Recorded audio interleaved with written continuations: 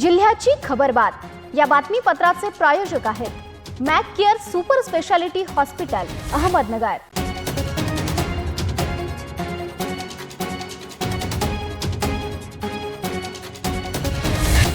नमस्कार, मी साक्षी न्यूज 24 सह्याद्रीमध्ये तुमचं स्वागत। पाहूया अहिलानगर जिल्ह्यातील महत्त्वपूर्ण बातम्यांचा आढावा जिल्ह्याची खबरबातमध्ये।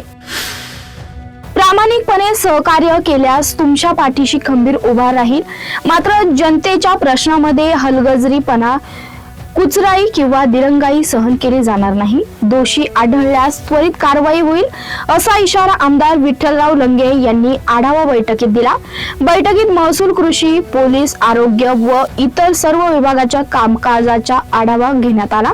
आमदार लंगे यांनी जनतेच्या नाळेशी जोडलेले प्रश्न प्राधान्याने निकाली काढण्याच्या सूचना केल्या। यामध्ये पांदन रस्त्याचे प्रश्न, दारूबंदीची प्रभावी अंमलबजावणी, शेतकऱ्यांचे प्रलंबित प्रश्न, वेळेत वीज पुरवठा, प्रशासकीय कामातील दिरंगाई या विषयांवर तातडीने निर्णय घेण्याच्या सूचना दिल्या।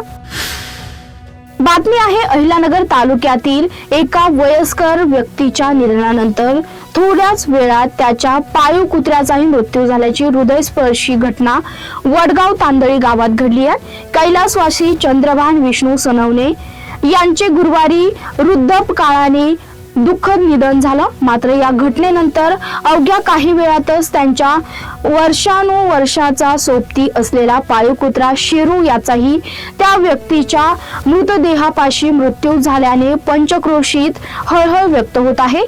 कैलासवासी सोनवणे यांचे पार्थिव घरात ठेवण्यात आले असताना शेरू सतत त्यांच्या शेजारी बसून होता। मालकाच्या निधनाचा धक्का सहन न झाल्याने काही वेळातच शेरूनेही प्राण सोडले। उपस्थित नातेवाईक व ग्रामस्थ भावुक झाले।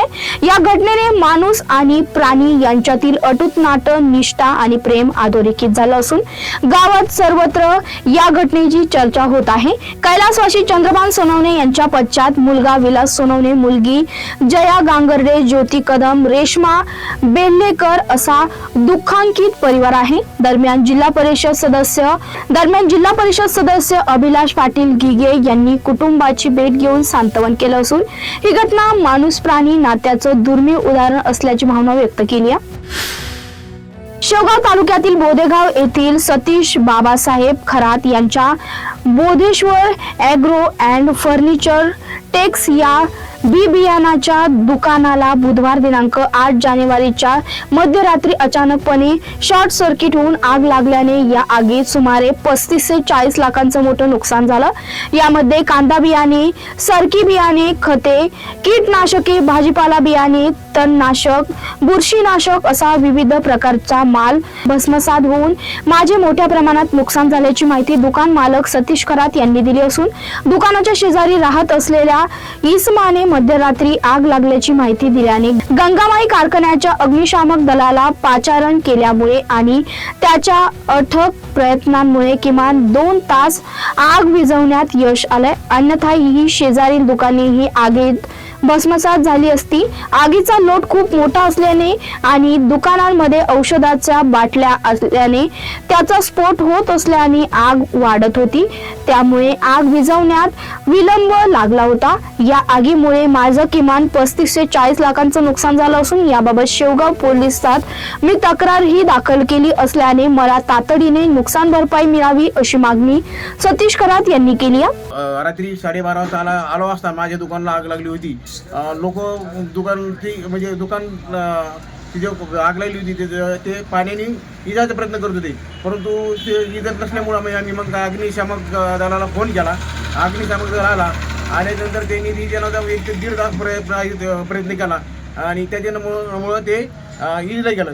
त्यानंतर मी आज शेवगाव येथे पोलीस स्टेशनला जाऊन तक्रार दाखल केली आणि उद्याच्याला पोलीस लोक पंचनाम्यासाठी येणार आहेत। तरी त्याच्यामध्ये माझे जवळजवळ 35 ते 40 लाख रुपयाचं नुकसान झालेलं आहे। तरी त्या शासनाने मला मदतीचा हात द्यावा ही नम्र विनंती। माजी शिक्षण मंत्री बाळासाहेब थोरात व माजी मंत्री डॉक्टर सुधीर तांबे यांच्या मार्गदर्शनाखाली गुणवत्तेतून राज्य अग्रगण्य ठरलेल्या अमृत वाहिनी ITI मधील 6 विद्यार्थ्यांची दुबई येथील कंपनीत समाधानकारक पगारावर नोकरीसाठी निवड झाली अशी माहिती प्राचार्य विलास भाटे यांनी दिली आहे। जिल्ह्याची खबर बातमीमध्ये घेऊया छोटीशी विश्रांती। रोखोक पत्रकारिता, निर्भीड बाणा आणि कणखर भूमिका, महाराष्ट्राचा सखा, सत्याचा पाठीराखा, शब्दांचं सामर्थ्य, विश्वसनीयतेची उंची, न्यूज 24 सह्याद्री। विश्रांतीनंतर तुमचं पुन्हा एकदा स्वागत। पाहूया पुढील बातम्या। उपोषण व आंदोलनानंतर तालुका प्रशासनाने अनाधिकृत कत्तलखान्यांवर कारवाई करत ज्या ठिकाणी पोलिसांनी गोमांस पकडलं ती 7 ठिकाणी बुधवारी रात्री 8च्या सुमारास पोलीस बंदोबस्तात सील करण्यात असल्याचं ग्रामविकास अधिकारी गणेश ढाकणे यांनी सांगितलंय। राज्यात गोहत्या बंदी कायदा लागू असतानाही गेल्या अनेक दिवसांपासून तिसगाव येथे मात्र कायदा पायदळी तुडवत अनाधिकृतपणे कत्तलखाने सुरू होते। पोलीस प्रशासनाने अनेक वेळा या कत्तलखान्यांवर कारवाई केली तरीही कत्तलखाने बंद होत नव्हते। त्यामुळे हिंदू समाज बांधवांतर्फे मोठा संताप व्यक्त केला जात होता।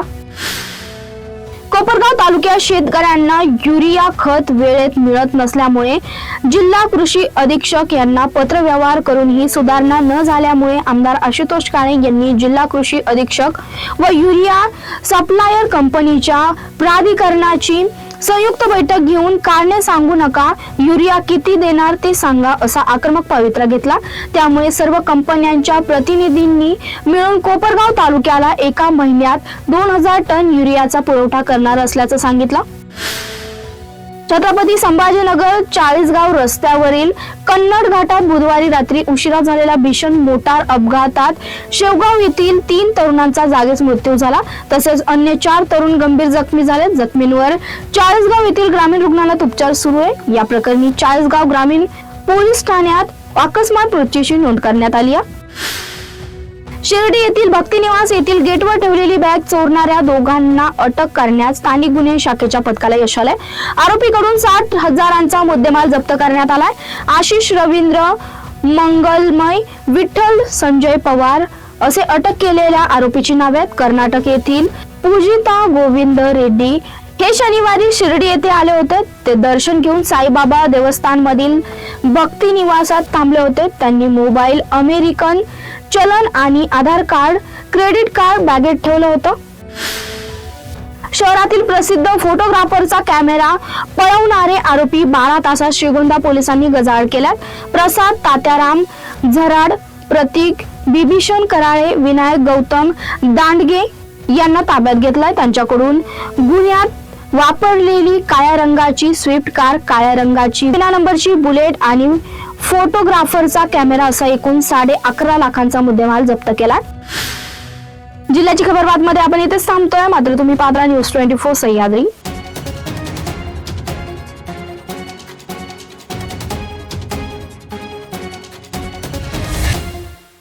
जिल्ह्याची खबर बात या बातमीपत्राचे प्रायोजक होते Mac care super speciality hospital Ahmednagar.